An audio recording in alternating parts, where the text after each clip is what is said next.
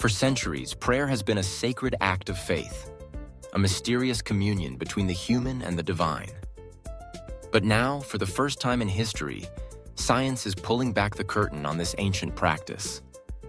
Scientists have placed praying nuns and meditating monks into fMRI machines, watching their brains light up in real time. What they have discovered about the human brain during these moments of profound spiritual connection will change the way you think about your relationship with God forever. This is the groundbreaking and fascinating field of neurotheology, the study of the neural basis of religious and spiritual experiences. The stakes are profound. For some, this research offers tangible, physical evidence of the transformative power of faith. For others, it raises challenging questions about whether God is all in our heads. But God's message today is one of wonder. He is revealing the intricate and beautiful way He has designed your brain to connect with Him. We are going to explore exactly what happens in your neural circuits when you pray. We will look at how this divine practice physically alters your brain's structure, measurably reduces anxiety, and literally strengthens your ability to focus. This is not about reducing faith to a chemical reaction. It's about marveling at the biological masterpiece God has placed within your skull, a brain that is perfectly wired for worship. Imagine the quiet hum of an fMRI machine, the rhythmic pulse of its magnets capturing images of a mind in conversation with its creator. The secrets being unlocked in those images are a testament to the fact that you were made for connection. Your brain was built for belief. One of the most significant discoveries in neurotheology comes from the work of Dr. Andrew Newberg and his colleagues. Using SPECT scans, they studied the brains of Franciscan nuns during prayer and Tibetan monks during meditation. They found a consistent and remarkable pattern of changes in brain activity. One of the most profound changes occurred in the parietal lobe. This part of your brain is responsible for giving you a sense of your orientation in space and time. It's what distinguishes you from everything else. During intense prayer and meditation, activity in the parietal lobe dramatically decreases. The result? The brain's ability to distinguish between self and other begins to blur. This neurological change corresponds directly to the subjective feeling practitioners describe: a sense of oneness with the universe, a feeling of being intimately connected to God, a loss of the sense of self.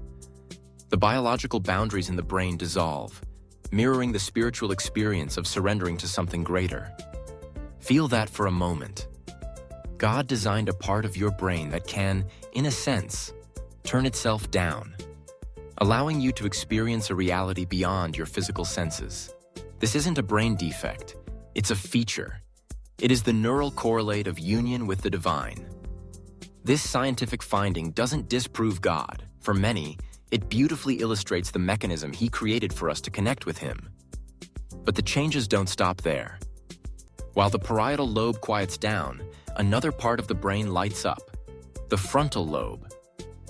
This is the command center of your brain, responsible for focus, attention, and executive function.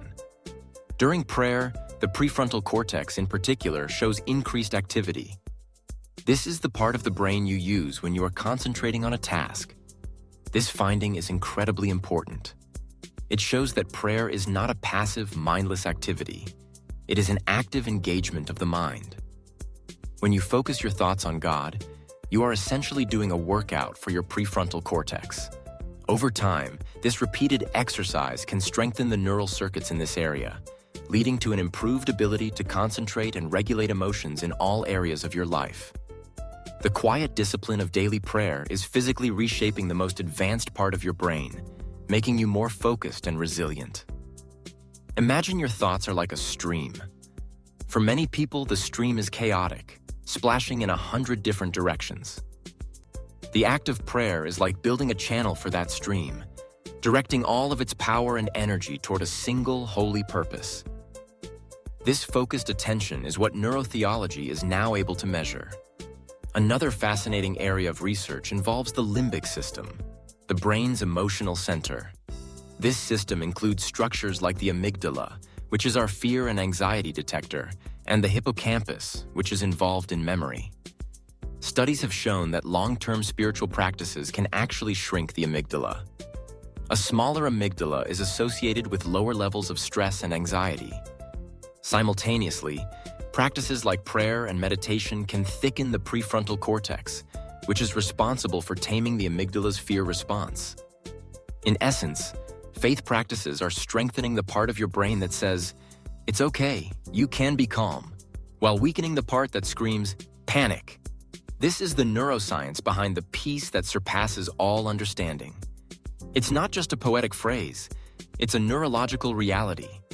God has given you a spiritual practice that doubles as a powerful built-in tool for anxiety relief. Feel the sense of calm that can wash over you after a period of sincere prayer. That feeling is not just an emotional shift, it is a chemical and structural change happening within your brain.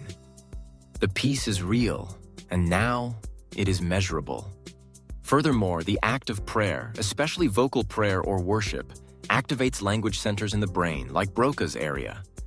And when prayer involves a relational component, a sense of conversation with a loving God, it can stimulate the same neural pathways associated with positive social interaction.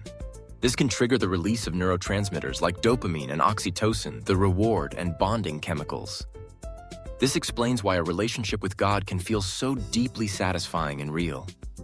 Your brain is responding to this divine connection as it would to a deep and meaningful human relationship. It is wired to find joy, comfort, and security in this communion with its Creator. The research in neurotheology offers a stunning glimpse into the mind of God as a master designer. He didn't create faith and the brain as two separate things. He intricately wove them together. The spiritual truths he laid out in Scripture have profound biological correlates. He told us to be transformed by the renewing of your mind.